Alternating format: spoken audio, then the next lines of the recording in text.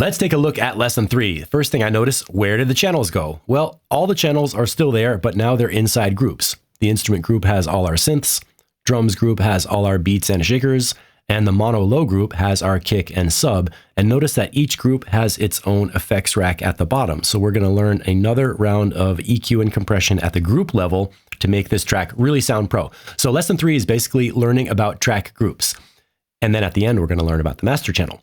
Let's scroll down and take a look. We start off with review because I want to make sure you're learning this stuff. What do we do in lesson 1? We prepare each sound at the individual channel.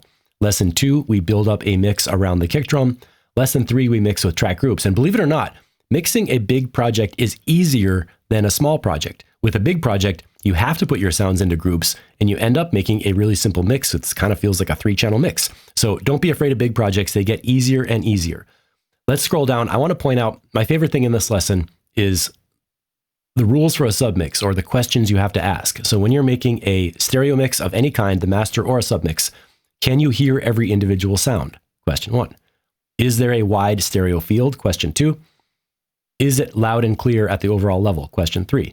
And notice how these track the lessons. Can I hear everything? Can I hear every individual sound? Well, in the first project, we worked on every individual sound to make sure you can.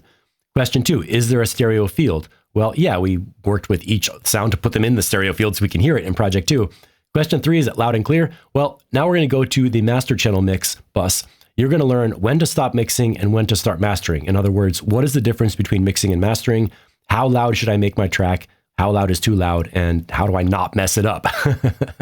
Again, a lot of activities, pro tips, examples. We work with some audio effects.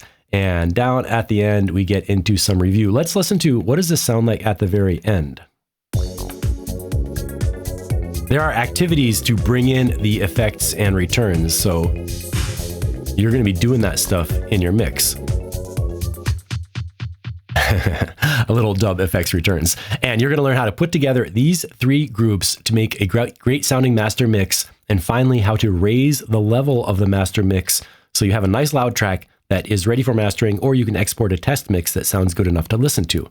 And finally, we end up with some review about what is gain staging, raising the master channel level, and applying what you learned in your own tracks.